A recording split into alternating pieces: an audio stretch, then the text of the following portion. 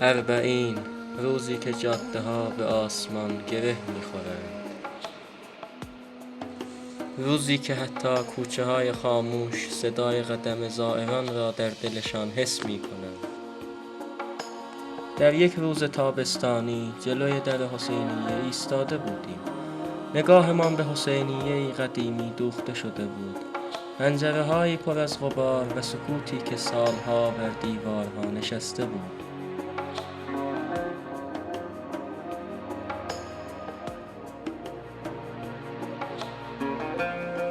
به دوستانم می گفتم یادتان هست بچه که بودیم اینجا همیشه شلوغ بود.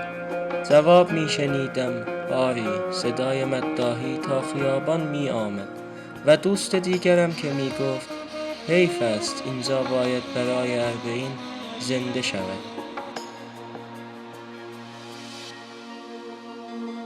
آری، البته که باید زنده شود. همان لحظه آقا امیر از کوچه در حال عبور بود. او از قدیمی های حسینیه بود، کسی که سالها دیده بود چگونه چراغ این مکان روشن و خاموش شده است.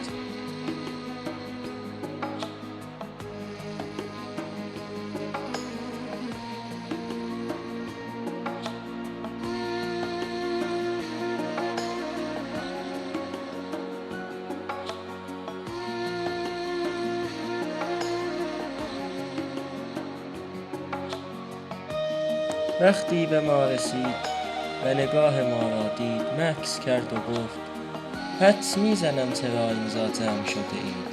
منم مثل شما هستم. جلو رفتم و با صدایی پر از تردید گفتم دلم میخواهد این حسینیه را برای اربعین دوباره باز کنیم. دوباره اینجا پرچم حسین بالا رود. آقا امیر مکسی کرد، لبخند زد و گفت ایده ات عالی است. برای حسین باید همه کار کرد. برو دوستانت را جمع کن. هر کمکی هم خواستی روی من میتوانی حساب کنی. بحثمان طول کشید. الشن میگفت سخت است. کیارش و آقا امیر جواب میدادند ارزشش را دارد. کیارش می گفت باید کاری کرد، اما الشن همان که همیشه بدبین بود می گفت نه بابا این کار شدنی نیست. وقت نداریم. کسی هم کمک نمی کند. همه مردم دغدغه‌های خود را دارند. هیچ کس به حسینیه‌ای که سالها تعطیل است فکر هم نمی کند. کیارش با لحنی جدی گفت اگر ما این کار را نکنیم چه کسی می کند؟ برای حسین همیشه راه هست. کم کم نگاه ها عوض شد. دل ها نرم شد و بالاخره همه موافقت کردند. بعد از آن راه افتادیم. از کوچه و بازار گذشتیم تا طاها و امیر رضا را خبر کنیم. در کوچه و خیابان حرفمان یک چیز بود. این اربعین حسینیه را دوباره روشن می کنیم. صدای روزه باید دوباره از این دیوارها بلند شود. طاها و امیر رضا را خبر کردیم و آنها را هم در جریان قرار دادیم و حسین دلشان را با ما همسو کرده بود و کنار ما برای باز کردن حسینیه به راه افتادند.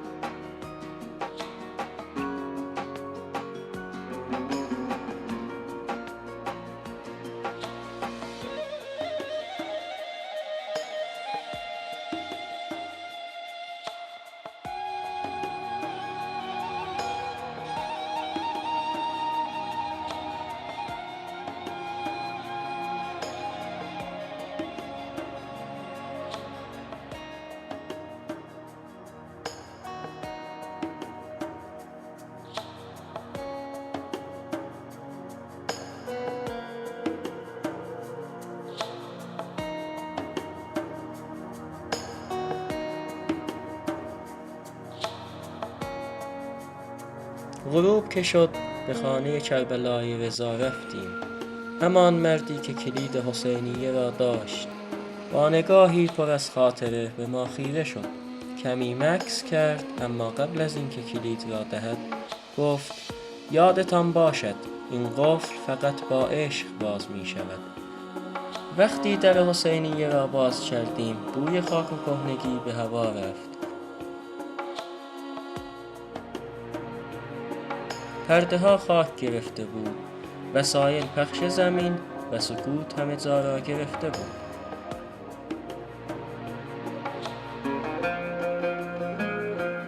دست به کار شدیم. یکی جارو می کشید، یکی پتوها را پهن می کرد، دیگری پرچم را بالا می برد. کم کم رنگ ها زنده شد، بوی گلاب پیچید.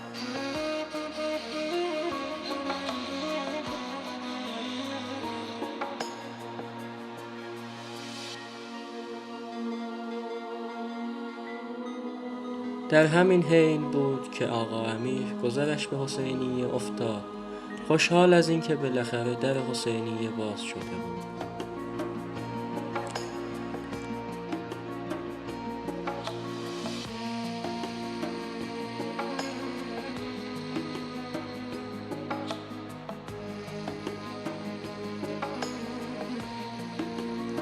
ما نیز خوشحال بودیم. حسینیه محله ما آماده عزاداری برای مولای من شده بود. بعد از کلی صحبت خستگی از تنمان بیرون آمد. حالا یک چیز مانده بود: حضور مردم که تنها با توسل به حضرت عباس حل می شد.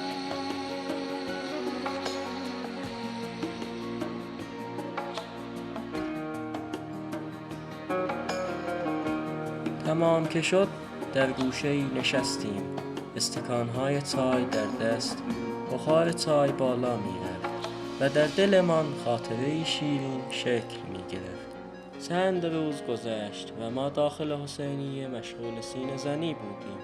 ناگهان در باز شد.